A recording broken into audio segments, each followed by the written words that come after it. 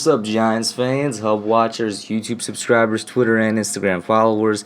It's Kush back at it again with another New York Giants video. And real quick before I even get into this video, I was actually gonna talk about today what would be my season stat predictions for a couple guys on the Giants offense. But because this Chandler Jones thing has happened over the, basically the course of the weekend, and, it's kind of picking up a little bit of steam on Twitter and whatnot, I decided to spend a little bit of time and talk about this. And then later on in the week, you guys are going to get that season stat prediction video, which is better anyway because it gives me just a little bit more time to actually work on it, presentation and all that and whatnot. So thank you guys for being patient with me. And without that out of the way, let's get into Chandler Jones. All right, so Chandler Jones requested a trade from the Arizona Cardinals, or at least that's what the rumors are stating, and it seems to be coming from a reputable source.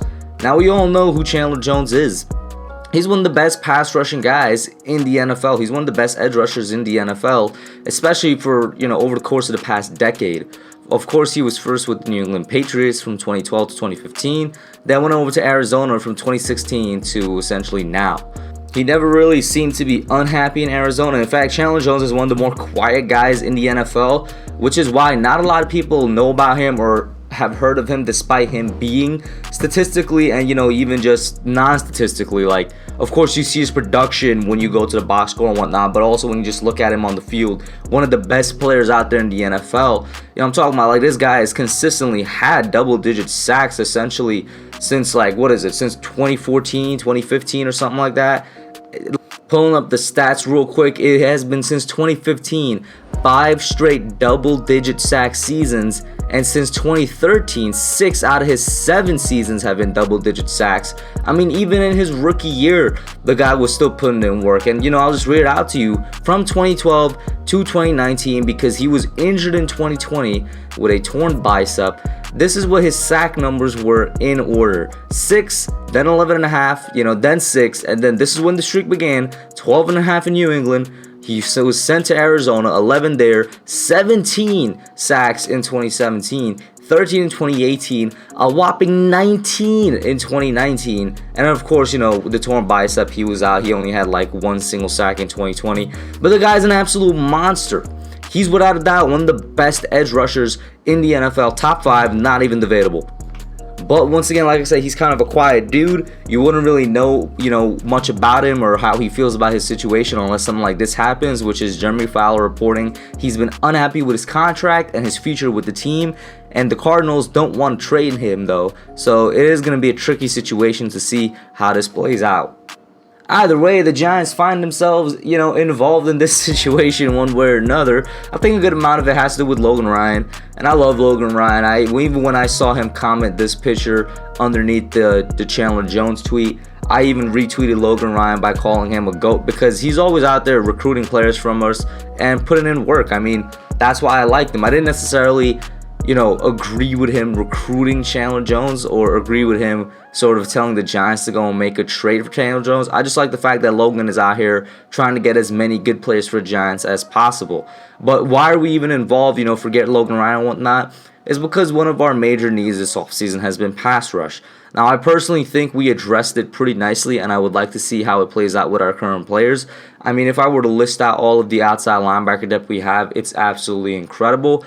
And then also you have the inside rush from a guy like Leo. And it's like, I just want to see how that plays out before we go and we trade a whole bunch of assets for a guy that is 100% proven in the NFL, but also is getting older. Like, without a doubt, if the Giants were to somehow trade for Chandler, and once again, we are going to be giving up a good amount of assets, I completely believe one of those assets would be our rookie Aziz, who hasn't even hit the field yet. But if we were to trade for him, without a doubt, he's the best pass rusher on our team. Without a doubt, he's the best edge rusher on the team.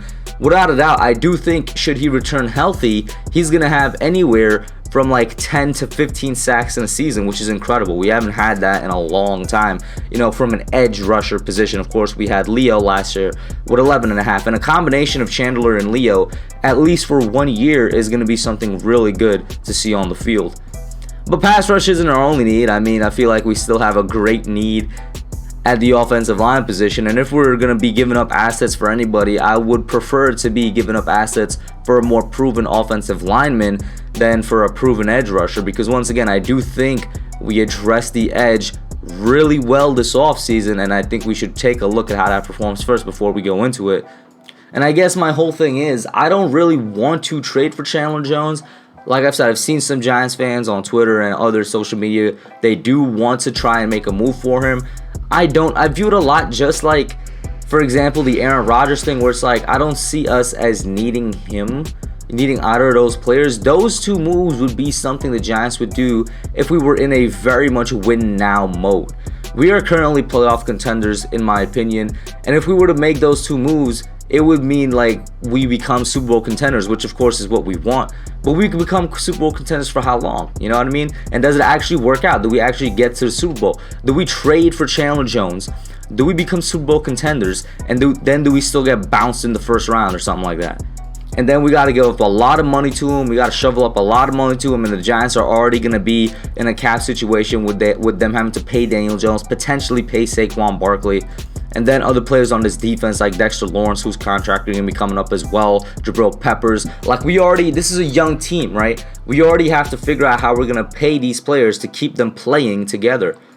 So what, do we risk that all? Do we give up a good amount of those young players and future assets for Chandler Jones for maybe, I'd say, 1 to 2 more good years of production out of him? He's already 31. You know, he got that bicep injury. And then we kind of given up a little bit of the future for him. I don't really see it. And you add the cap situation into that, because the whole reason he wants to get traded in the first place is because he wants a better contract, which I completely do think he deserves. He definitely should be getting paid better than he is right now. You guys saw the production that I put up. But, I just don't think it's going to be worth it. And then there is a Joe Judge connection as well. That's another reason Giants fans are kind of linking Jones to us, and a little bit of media is kind of linking Jones to us, because he was on the Patriots. And, of course, Judge was with the Patriots before he came to be our head coach. Him and Chandler were on the same organization from basically 2012 to 2015.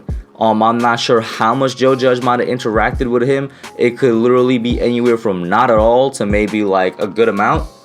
But the connection is there nonetheless. And my question remains for any fans that want to make a move for him is, do you want to give up, 100% a well-established player for maybe 1 to 2 years of good production while risking a good amount in the future?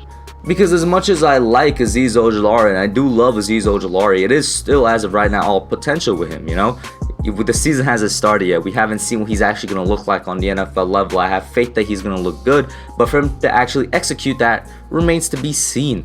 So I get why it's tempting to go out there and try and get a Chandler Jones, to try and pair him up with Leonard Williams, to try and get this defense rolling, and immediately, in my opinion, set us up a bar from playoff contenders to maybe even Super Bowl contenders. 100% tempting. But you got to think about what it's actually going to cost, both in terms of future assets and current money. So ultimately, I personally would roll with the young guys and roll with the plan for the future, rather than try and risk some of that for what might be a short-term answer. But that's just me. You guys let me know what you all think. Put your thoughts and comments down below. Before I say the rest of it, do let me know what players you'd like to see in the offensive season stat predictions. I currently only have 3, that being Saquon, DJ, and Kenny. I'm thinking about adding a 4th. If you want to see a 4th person, put that in the comments down below as well. That's it for now, and I'm out. Thanks for watching. Don't forget to like, comment, subscribe, and share. I'll catch y'all in the next one.